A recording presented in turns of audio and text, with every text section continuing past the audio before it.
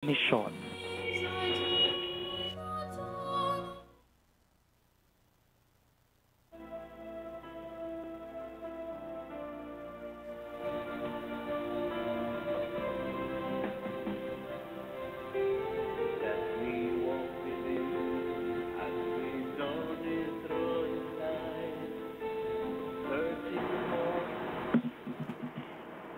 Isang mabuti at pinagpalang gabi sa ating lahat na tagapakinig at taga-subaybay ng Radio Maria 101.5 FM Cagayan and Mountain Province. Radio Maria 101.5 FM Cagayan and Mountain Province, 99.7 FM Tarlac, 102.1 FM Isabela, 95.9 FM Zambales, bringing Christ into your home. Magandang gabi po. Ako po si Father Jake, ang inyong host dito sa Ako Mission.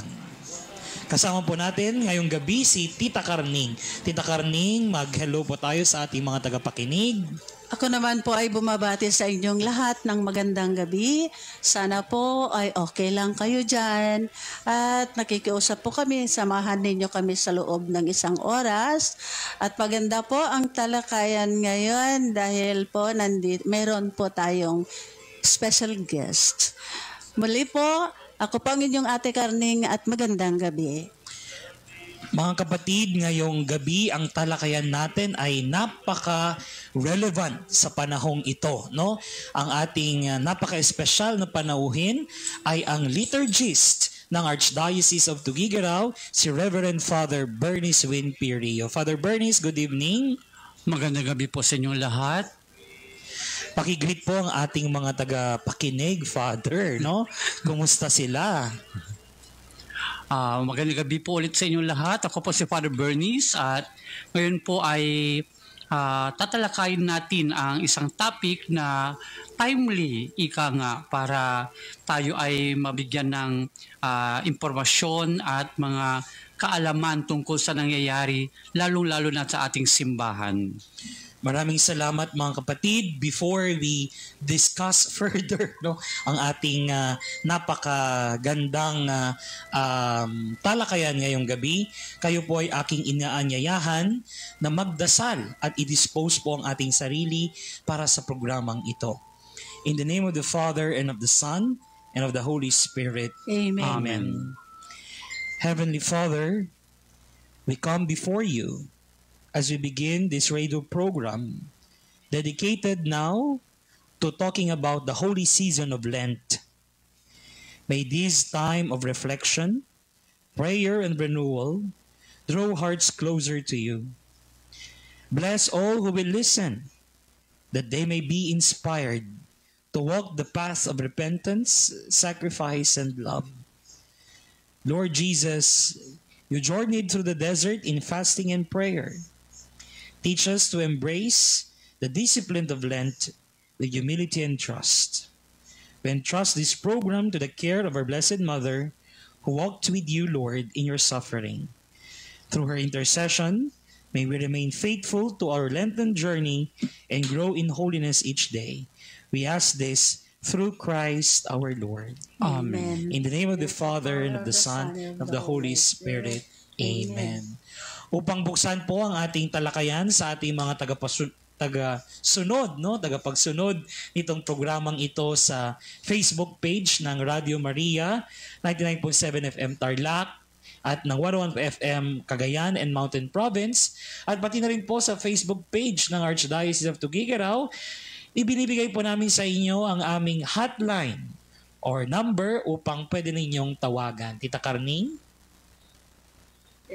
Maaari kayong makikonnect sa amin dito para maganda ang ating talakayan.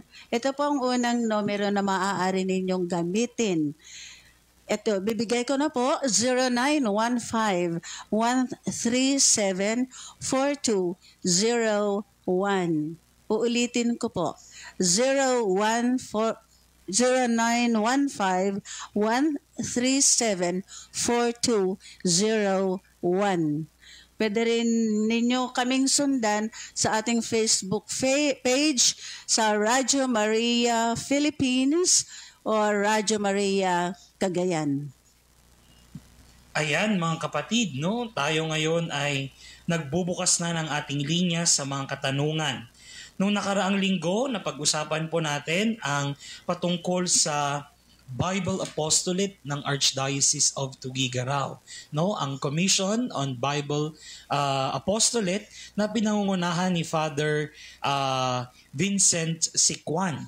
Kasama po natin si Kuya Aris na ang ating coordinator. Ngayon po ay lumipat po tayo ulit sa ating Commission on the Worship, particularly on the liturgy. Dahil nga last Wednesday, nag-start na po ang ating Lenten season, 'di ba? Tita Carning, Father Bernice, ano ang nilagay natin sa ating mga ulo, no?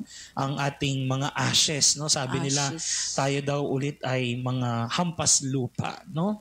You are ash, you are and to ash you shall return. Di ba? You are soil and unto soil you shall. Ano ba yun, no? You are dust and unto dust you shall return. Ang amin kasi ay repent and believe in the gospel. Yes. Oo, di ba? Yeah. So, Father Bernice, itong ating season ngayon ay nasa liturgical year na sinasabi natin, di ba? Ano po ba ang kahalagahan nitong pagdiriwang natin ng Kwaresma sa ating liturgical year? Okay, good evening ulit sa ating lahat. So para mas maintindihan natin, ang Kwaresma ay isang panahon o isang season na tinatawag natin. Kagaya for example sa Philippines, no? Meron tayong dalawang seasons, wet and dry ang tawag natin, no? Pero pag pumunta ka naman sa ibang bansa, kagaya ng mga nasa Northern Hemisphere, iba ang season nila. Winter, spring, summer, and fall. Pero, parang kanta, di ba? So, sa ating simbahan din, meron din tayong seasons na tinatawag. Meron tayo actually 5 seasons. Advent, Christmas, Ordinary Time, and Easter, and yung ngayon, kagaya na sinabi kanina, ay yung Lenten season.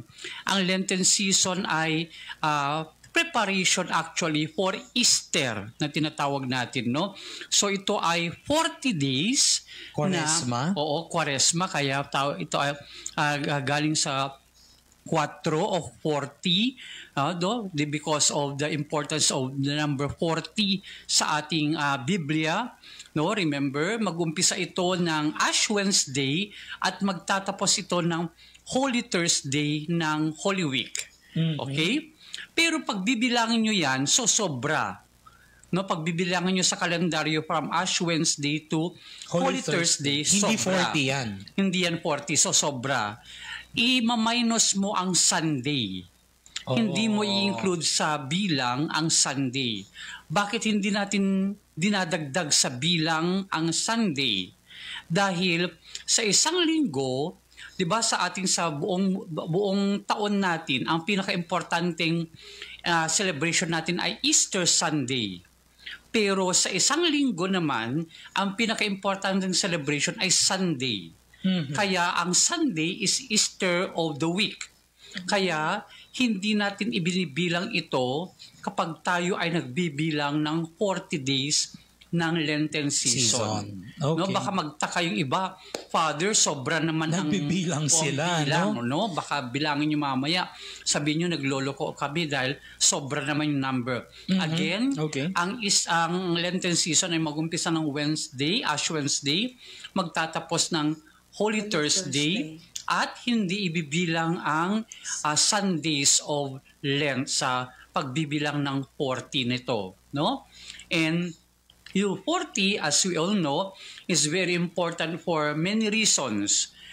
First, di ba, remember, nung kay Noah, no, di ba, nung nagkaroon ng flood. Great flood. Di ba, oo. And ito ay, yung flood ay, according to the story, ay 40 days, no, bago sumibol, no, ang isang halaman, di ba? Kaya nga, importante ito nung Old Testament. Ganon din sa travel ni Moses kasama ang mga Israelita from Egypt to the Promised Land. According to the story, 40 years din sila nag-travel, no? to go to the promised land. And of course, alam natin lahat yung 40 days ni Jesus sa disyerto, no? 40 days of temptation. Okay. Kaya yun yung importance ng 40, kung bakit 40 ang araw ng Quaresma o araw ng Lenten season natin. Ang galing naman nun. Father, mai-connect ko nga po. 40 days ng pagkamatay ng ating mga mahal sa buhay ay sineselebrate dahil sa 40. Yung 40 naman, days. yung 40 days naman po ng pagkamatay, di ba? Kunwari namatay ngayon, nagbibilang tayo ng 40 days na sineselebrate natin, di ba? Nagpapakain tayo, nagpapamisa, padasal. Ito naman po ay connected hindi sa 40 days ng Lent, ito ay connected sa 40 days ni Jesus. No? Di ba remember, ang 40 days naman na ito ay from the death of Jesus until His ascension into heaven. Yun yung 40 days naman na yan. Okay. Kaya kung actually ang celebration natin ng ascension is Sunday, pero ang ascension talaga is Thursday. Kasi that's right. dapat 40 days yan from the death of Jesus. Pagbibilang ka ng 40, Thursday yun, hindi Sunday. Pero since kokonti naman nagsisimba pag Thursday, minumove natin ng Sunday yung Ascension Sunday na tinatawag natin. Kaya pang 50 naman yung Pentecost. Pang 50 Pentecost. Ang galing. Connected pa rin siya. So, from the death of Jesus, no, magbibilang ka ng 3 is resurrection. Magbibilang ka ng 40 is ascension. Magbibilang ka ng 50 is Pentecost. descent of the Holy Spirit or Pentecost. Tama, That's Father. right. Ang galing, no, Dita? Actually, ang unang iniisip ko yung mga 40 days na sinabi ni Father, yung life begins at 40. Yun ang naisip ko kanina. Father, no, maiba tayo aside from this number. Nabanggit mo kanina that this is a preparation nga for the Easter Triduum na sinasabi natin, di ba? No, it's a preparation for the Holy Week. So, this is a pilgrimage also, di ba? Yes, it's Father, a pilgrimage it's a journey actually, no? It's a journey. Kaya kung magbabase tayo sa stories ng Gospels na babasahin natin this coming Sundays, no? Ito ay prepare tayo para sa great celebration, no? Ito kasi ang medyo downside sa atin mga Catholics dito sa Philippines, no? Kasi mas mahalaga sa atin ang Christmas. 'Di ba? Pag Christmas, lahat tayo nagse-celebrate, lahat tayo ay engage sa Christmas.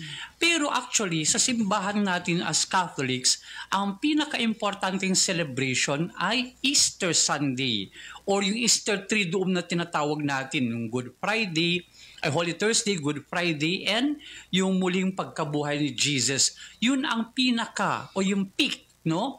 Pinaka-importante na celebration actually sa simbahan natin. Pero kung minsan kasi naha-highlight mas masyado ang Christmas kasi may Christmas carol, may Christmas decoration, may pagkain, may Christmas bonus. May bonus, tama. 'Di ba? So, mas naha-highlight 'yun. Pero in actuality, no, sa ating simbahan, ang pinaka-importante ay yung Easter Triduum na tinatawag natin. Mag-umpisa ng Holy Thursday hanggang Easter Sunday. No, yun ang pinaka-importante. Kaya prepare tayo actually ng simbahan, no? We prepare ourselves for the celebration. So, napakaganda nung highlight ni Father Bernice, no, na sa ating mga Katoliko talaga dapat hindi lang yung Christmas pero dapat yung Easter pinaghahandaan din natin. Actually, Father, alam mo sa Spain kapag Paskwa din ang tawag nila dito, 'di ba? Paskwa. Sabi ko, bakit Paskwa sa Easter? Ang Paskwa namin Pasko. Di ba maligayang Pasko? Kapag Pasko, talagang nag-celebrate din sila. May mga lamb, may mga kordero, kumakain sila and all. And merong isang grupo na yung talagang Easter Vigil, nag-vigil talaga sila, Father, no? Mga neo-catechumenal, no? Yung mga neo-catechumenal, talagang nag-vigil sila kasi they give importance to that. No? Tama, Father. Kaya nga, di ba, for example, sa Italy, may tinapay sila specifically for Easter, to celebrate Easter. Yan. Pero sa atin kasi, hindi na-highlight. According to sociologists naman po kasi, tayong mga Pilipino kasi, mas nagdudwell tayo sa paghihirap ni Jesus. No? Kaya mas gusto natin si Nazareno. Ang crucifix. No? Di ba kapag may Nazareno, pag Nazareno, lahat tayo nandyan. Di ba? Nakalimutan natin na hindi naman nagtatapos sa crucifixion ang ating kaligtasan. Di ba? Nagtapos siya with the resurrection. That's so, right. Ang ating pananampalataya kuminsan is bitin, no? Kasi nagdudwell lang tayo sa paghihirap. Although, no? Father, nung bata pa ako, naipamulat na sa akin yung paghintay ng Sabado Gloria at Domingo Sabet. Sabet, opo. Yes, Father, oo. Naantay natin yan, yung madaling araw na pagsasabet, no? Yes, parang dawn talaga siya. And then yung Good Friday naman, Father, everybody is quiet. Pinagbabawal pa noon yung mga naglalaro at sumisigaw. Oo, magagalit daw ang Diyos.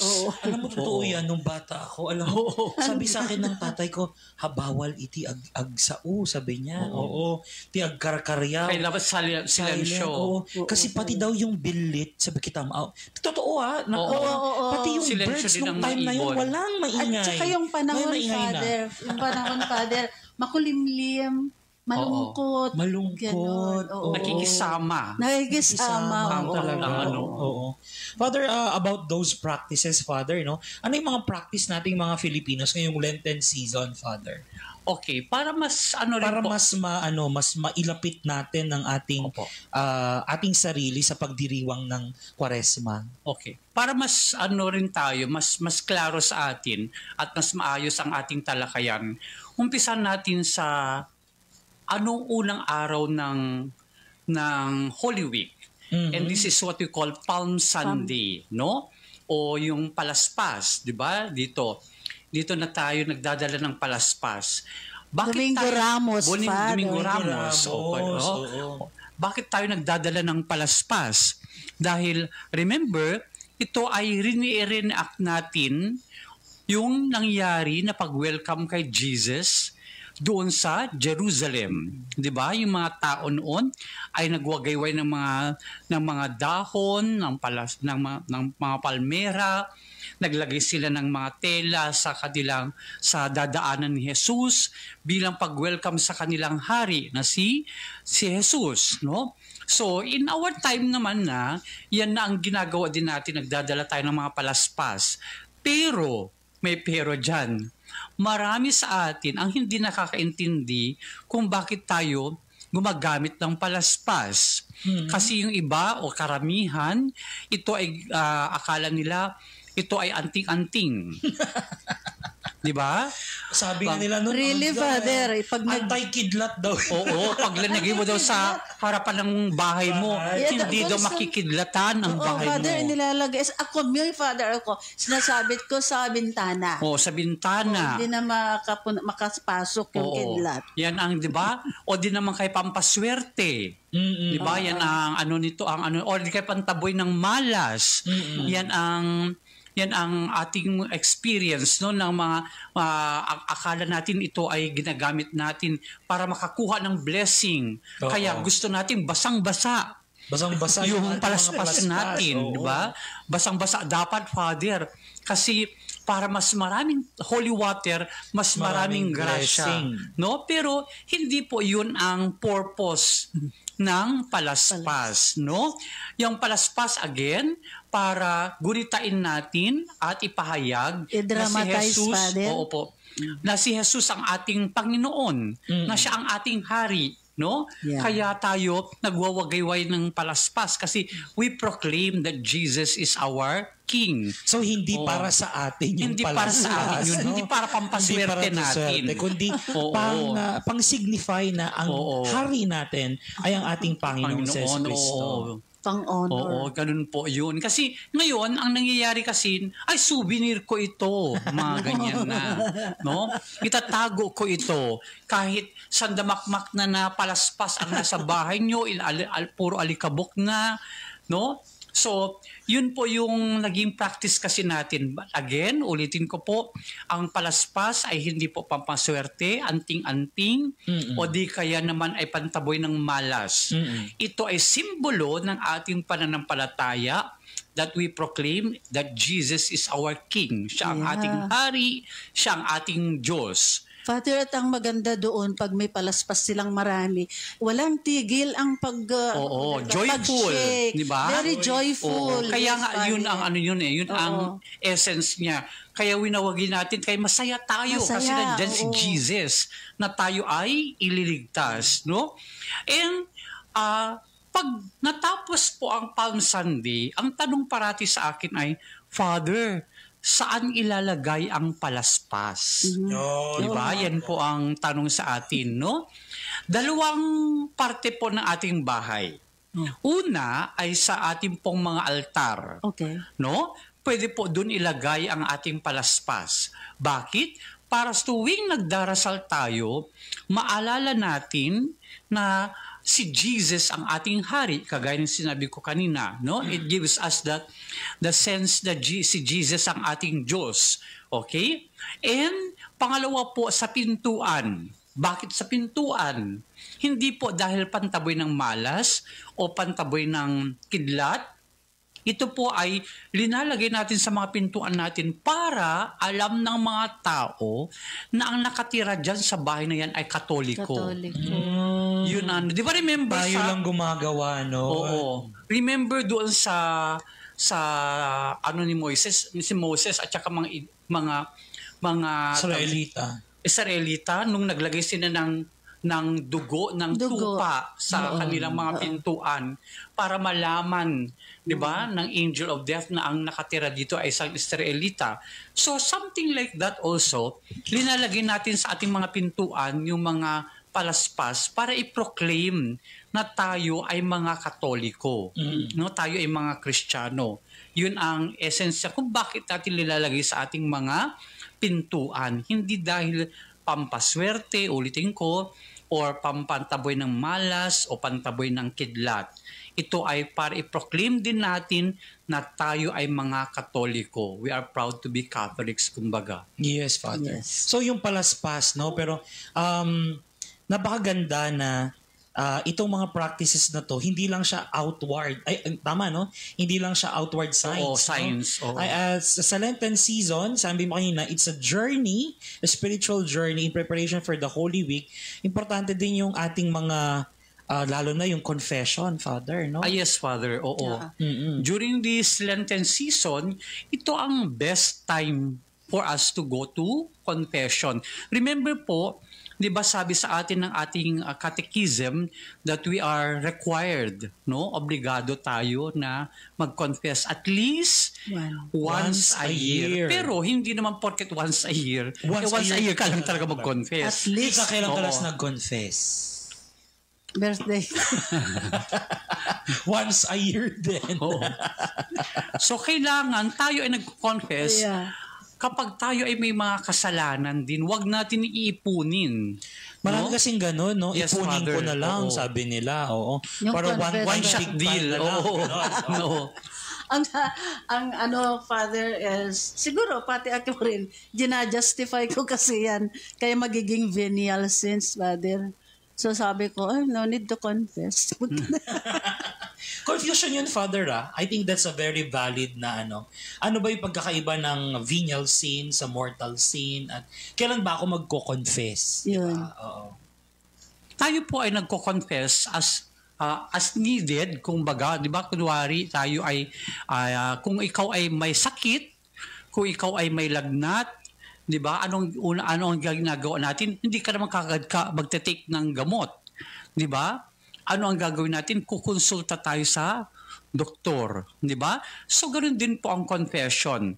Kapag tayo ay may sakit or may kasalanan, tayo ay lalapit sa pari, no? Para humingi ng confession o sacrament of confession, no? So yun ang ating ginagawa pag tayo ay may sakit. So whether that's venial or mortal, kino-confess yan, Father. As much as possible. As no? much as possible. Huwag na natin, kagaya nga sinabi ko natin kanina, huwag na natin ipunin ang kasalanan. Kasi kung minsan, for example, may mga ikakasal, bago magpakasal, magko-confess sa amin, then tanungin mo kung kailan nag-confess. Grade 3. Grade 3, grade 6. O di kaya yung high school na retreat. No? So, nawawala yung continuity ng ating pagko-confess, kumbaga. So, confession is also a preparation for the celebration of Easter season na tinatawag natin o yung Easter Triduum, no? Kailangan kapag i-celebrate natin ito, tayo ay prepared din, no? Tayo ay ready. Hindi lang basta-basta na ikaw ay pumunta na lang doon, nakinig sa pari, na nakiselebrate ng Holy Week na wala man lang nangyari sa atin. Sa loob natin. Father, may tanong ako. Pag gusto kong mag-confess, Father, am I assured na mayroong pari na malalapitan ko?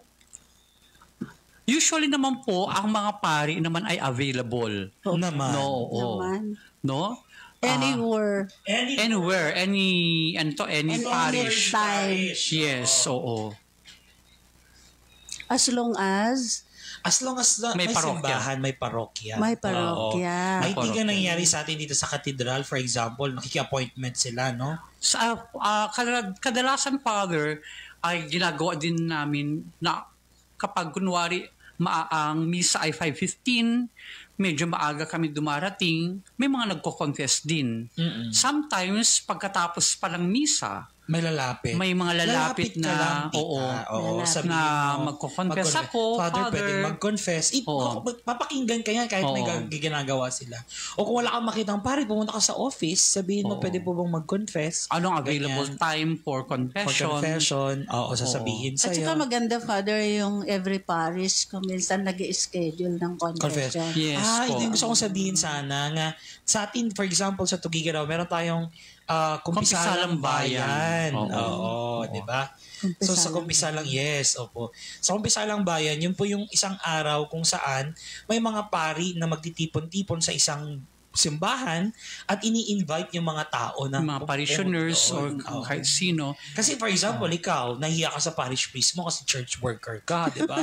Ay, naku, nakakahiya kay Father. Yung kasalanan ko, baka pala yung kasalanan mo against him, di ba?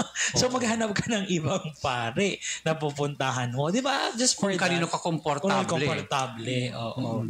Although naman, kapag nagko-confess ka, tita, kapag nagko-confess ka, hindi na yung kakilala mo na personal na pari yun. But it is Jesus who absolves and listens to your sins. And how long is the confession? It depends upon your sins. Sa dami. Actually, nagpapatagal naman dyan is yung pagsasabi ng kasalanan yung kwento ng penitent. Usually kasi yung penitent, ang kinikwento niya, hindi yung kasalanan niya. Kasalanan ng karuba niya. Karuba niya. Huwag niyong gagawin yun. Huwag niyong gagawin yun, no? Ang confession, hindi yung sinisiraan. O di kaya yung kasalanan ng mister niya. It should be cleansing of one's soul. Yung sarili mo, yung ginawa mo. Hindi ginawa ng iba. Hindi yung nakita mong ginawa ng iba. Yung ginawa mo, what you did. Kaya napaka-importante na sa confession, during this time, no, it's important to repent. Repentance is important when you go to confession. Kasi magko-confess ka nga, i-confess mo ibang tao, pero ikaw, wala ka namang pagsisisi sa sarili mo. Magsisi sa kasalanan. And, of course, important is also amendment. Yan ang nakakalimutan ng iba. That's right. Kasi marami sa atin, nag-confess na ako, okay na ako. Magkasala ulit ako. Diba? Yung iba, ganun pa ang mentality eh. Pero no, when you confess, no? Parating sinasabi ng pari, amend your life. Ibig sabihin magbago, no? Pag next na mag-confess ka, hopefully na lesson na yung kasalanan na kinonfess mo dati or hindi mo na ginagawa kasi nagbago ka na. You don't require, Father, na halimbawa ayaw ko tong neighbor ko na ito. So, magko-confess ako. Dahil nga may kasalanan ako, may ayaw akong tao. Ire-require niyo ba sa akin na kailangan puntahan ko yung tao na yan at kaibiganin ko? Ganun? Not necessarily po, no? Pero, ang usual na sinasuggest ko dyan is to have an open heart. To be patient, be welcoming, sa taong yun. Kasi hindi mo naman mapipilit, oy, i-best friend mo yung kapitbahay mo. Oy, halikan mo siya. Oo, hindi ka naman komportable. Oo, no? bigyan mo siya ng so, you ulam. just ask them, that person, to be open lang. To, mali mo, maging friends sila. You know? Oo, pero... Basta firstly, yung sarili. Sa sarili ang muna. kakausapin. Oo. Kasi forgiveness naman, tita, we always say, is a gift. Oo. You don't force it. Hindi mo pipilitin. It happens no, in time, in nature, ganyan. So, mas magkakasala ka kapag di ba? But be open. Ibig sabihin, allow the grace of God to work in tama. you. Okay. Mga kapatid, ng ganda ng mga talakayan natin, dami natin natutunan, tita, no? Yes, Father. Thank you, Father Bernice, for this enlightenment. Father. Welcome no? po. Mga kapatid, may I ask you to please Pause for a break. Pause for a break, no? Huwag niyo po kaming iiwan. Ito po ang komisyon ng Radio Maria, Bringing Christ into Your Home.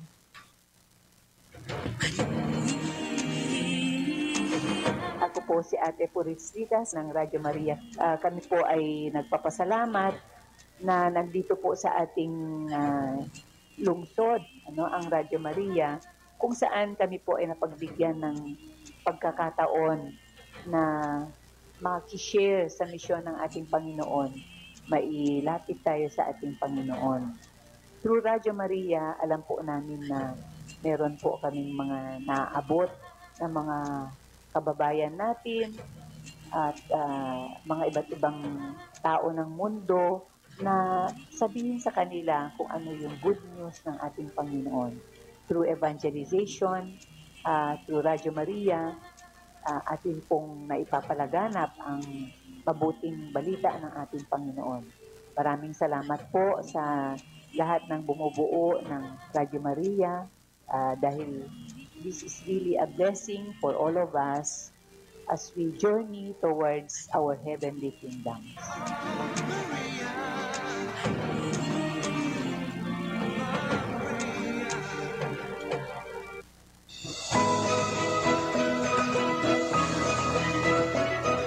Si Kuya JD, isang kabataan po ng Tugigaraw. Inaanihan ko po kayong makinig ng Radio Maria, Bring Christ into Your Home sa kadahilan ng mas lalong mapaparuga po ang ating pananampalataya sa ating Panginoon na kung saan po ang bawat programa po ng Radio Maria ay isa pang malaking tulong sa atin. At patuloy niyo pong suportahan ang Radio Maria.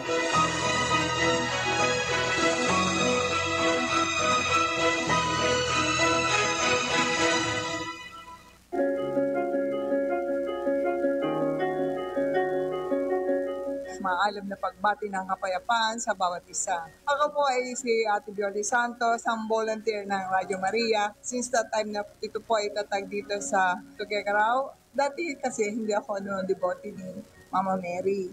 Because of Radio Maria, na involve sa akin ang halaga ni Mama Mary sa history ng ating kaligtasan.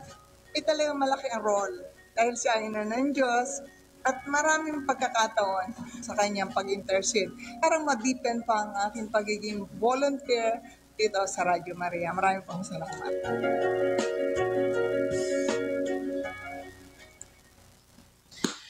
Nagbabalik ang komisyon dito sa Radio Maria 101.5 FM Cagayan and Mountain Province, 99.7 FM Tarlac, 102.1 FM Isabela at 95.9 FM Zambales. Mga kapatid, inuulit po namin ang ating hotline number upang kayo po ay magbigay ng inyong mga katanungan, pagkaklaro sa aming mga talakayan ngayong araw na ito. Ang number po ay 0915-137-4201. Ulitin ko po, 0915-137-4201. At saka pwedeng gamitin, Father, yung Facebook page natin at Radyo Maria Cagayan o Radyo Maria Philippines. Magtanong po kayo, nandito si Father Bernice. At sa Father Jake. Mga kapatid, ang ganda po ng ating talakayan ngayong gabing ito, no? Pinag-uusapan po natin ang patungkol sa pagdiriwang ng Kwaresma. Natataon po itong ating talakayan sapagkat dito sa komisyon gusto natin maintindihan kung anong ginagawa ng ating liturgical commission dito sa papaintindi sa ating mga mananampalataya dito sa totoong diwa ng Kwaresma. Kasama natin po si Father Bernice Rio, no? Father Bernice, napag-usapan natin kanina yung ating dalawa, napaka-importante, no? Yung outward sign ng ating pagdiriwang, yung palaspas, no? Yung Ash Wednesday, yung ash na nilalagay natin, no? Yung kulay ng ating mga damit na nag-turn na ng violet, no? Pero importante na pagsabi natin kanina yung disposisyon ng ating mga puso, no? Tama, Father. Sa ating pagsisisi at upang magbalik loob tayo sa ating Panginoong si Yesu Cristo. Father, pati rin naman kami na lay. Pag Biyernes Santo, hindi kami nagre-red. Oo. Hindi kami nagre-red dress. Red ang damit namin nung time ng Biyernes Santo.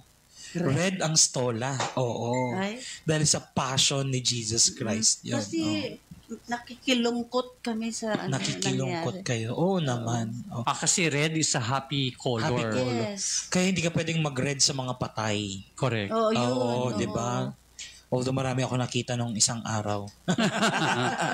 Mga kapatid, hindi lang po yan yung mga practices natin. I was sharing to Ma'am Carning and to Father Bernice na sa amin dito sa Enrile, Cagayan, meron kami tinatawag na sinipian. No? Ito yung diket na I think this is a rice, no? It's a rice diket kung saan Yes, Father, I know now.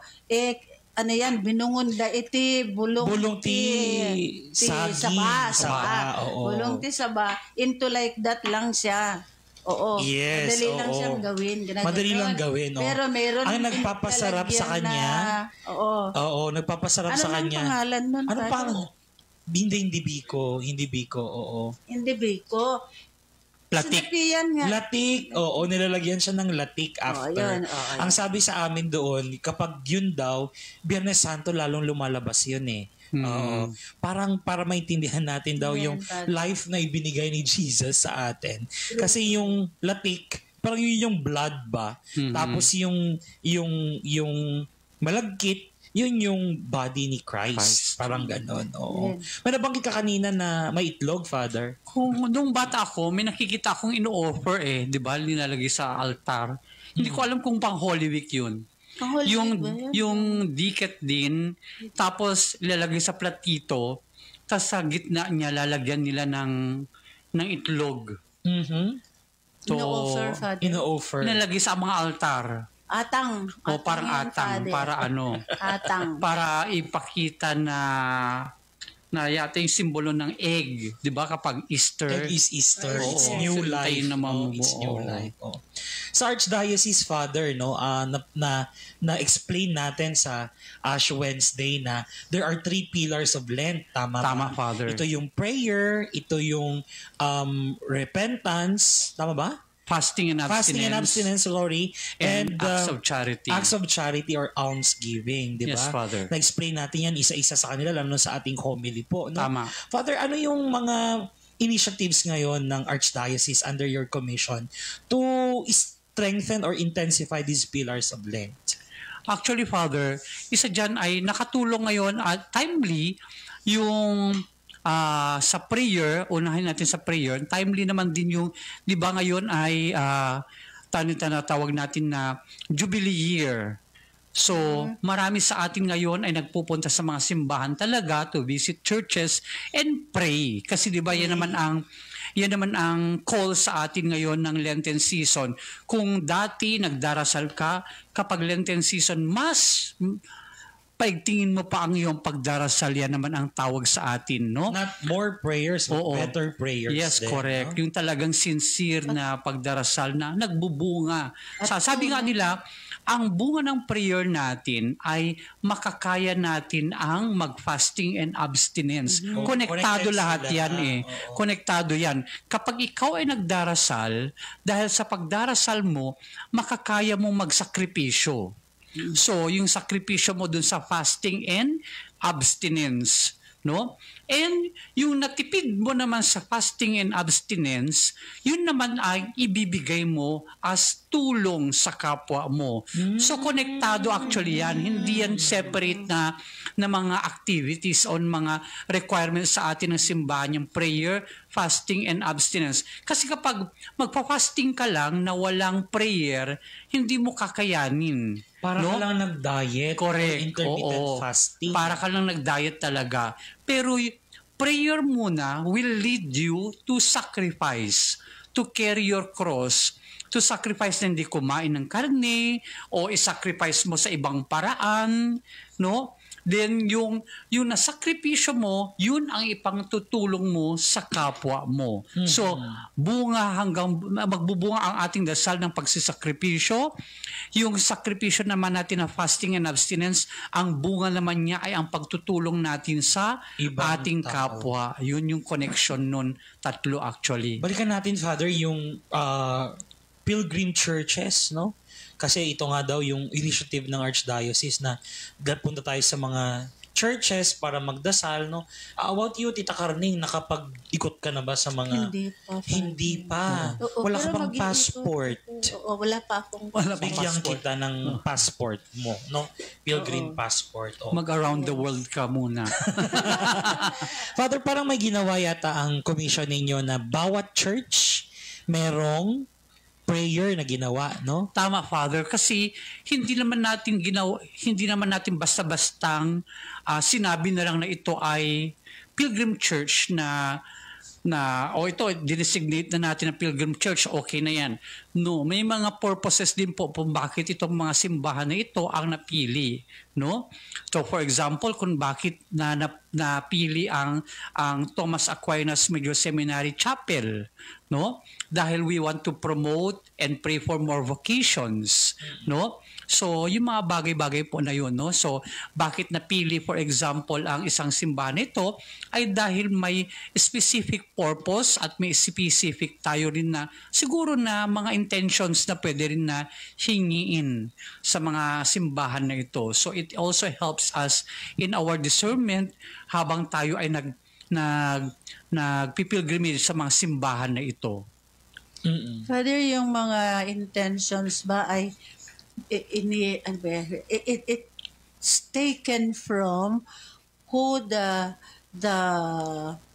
Santa is in the church.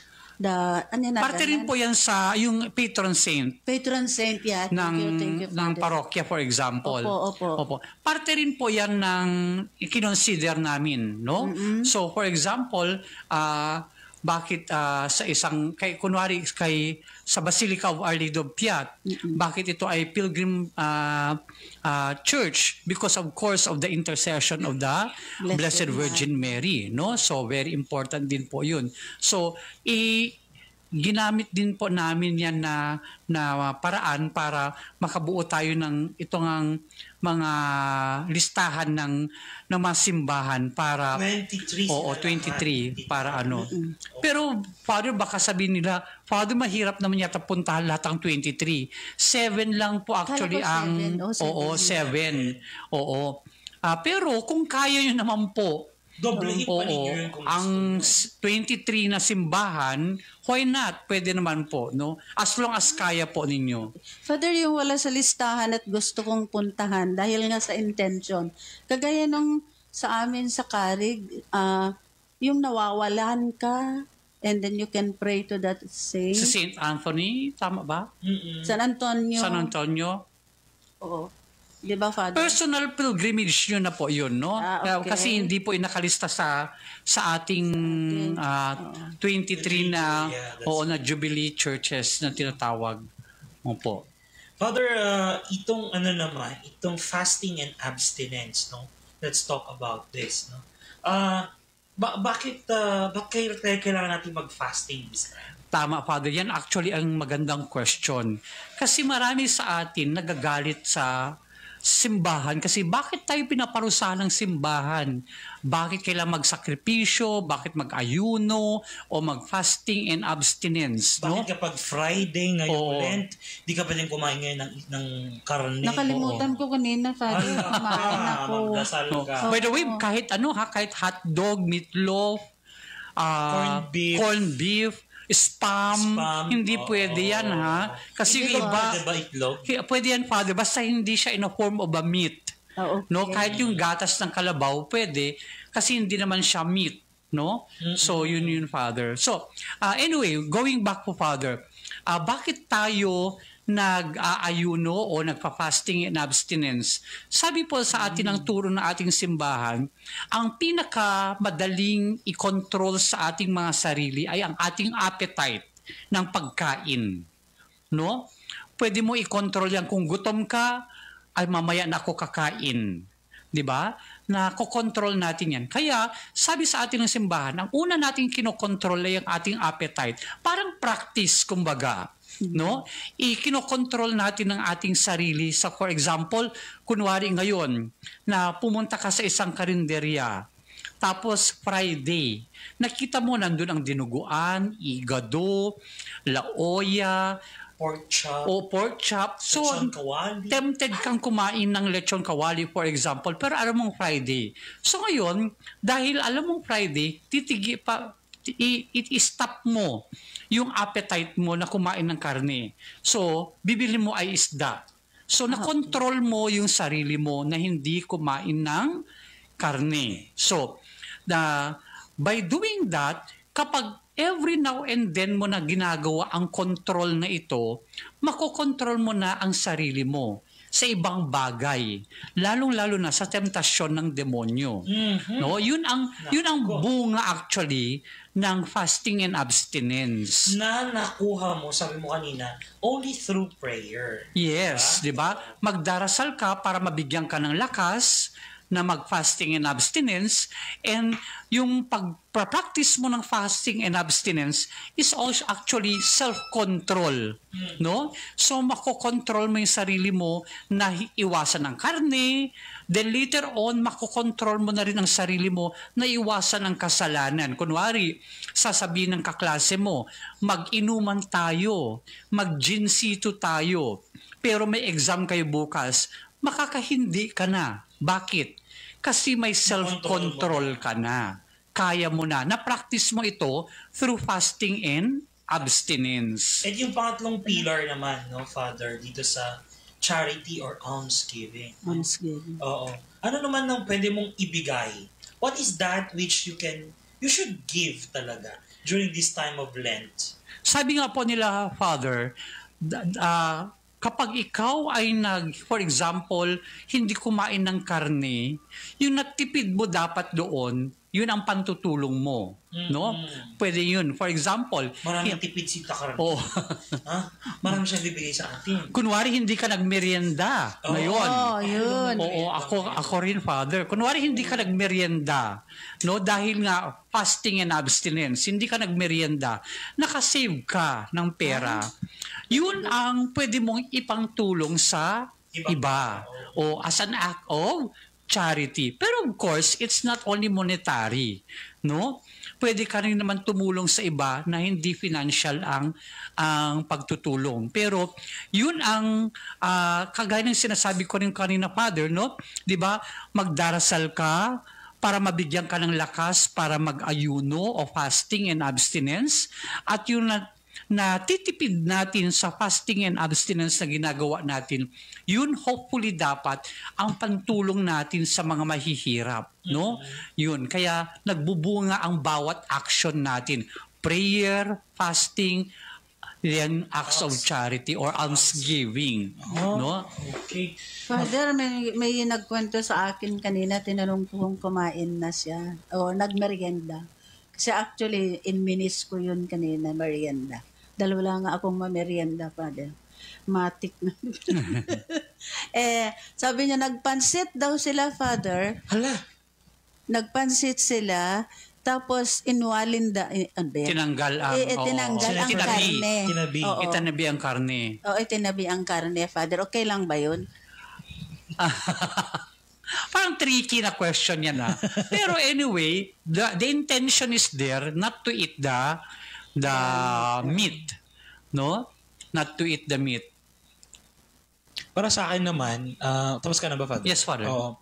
The intention is there not to eat the meat, no? Pero since sana you know that it's Friday, correct, dapat pinospone mo na muna. Oo. Diba? Para kinontrol mo muna. Yun yung tama, no? Diba? Kagaya po nung Wednesday, niloloko ko yung mga altar servers. Pagkatapos ng misa, magpansit tayo, sabi ko. Yung isa, sabi niya, sige, Father. O sabi ko, nahuli ka. Ibig sabihin, hindi ka nakikinig na bawal ang karne ngayon, sabi ko. In any form of carne. Yes po, in any form. Ako, ang ganda, no? Mga kapatid, napakaganda po ng ating talakayan ngayong araw na ito. Natataon at sa pagdiriwang ng Kwaresma or ng Lenten season. Papasalamat po kami sa inyo na sumusubaybay at hindi kami iniwan dito sa programang ito ng Ako Mission, no?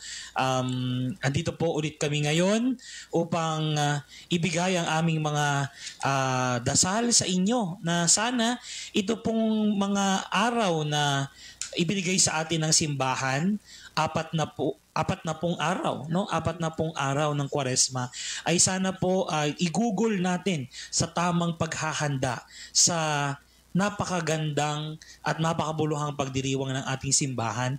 Yun ay ang tinatawag nating mahal na araw, ang pagkamatay at muling pagkabuhay ng ating Panginoong Jesucristo.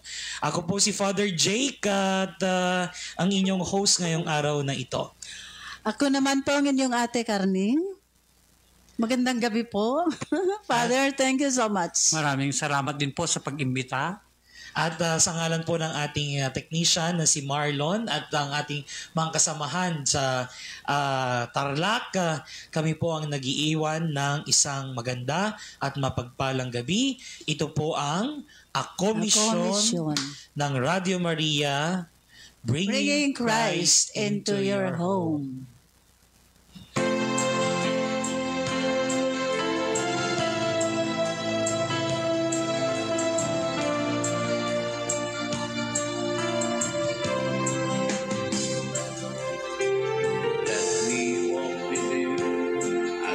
Journey through this life, searching for passes by.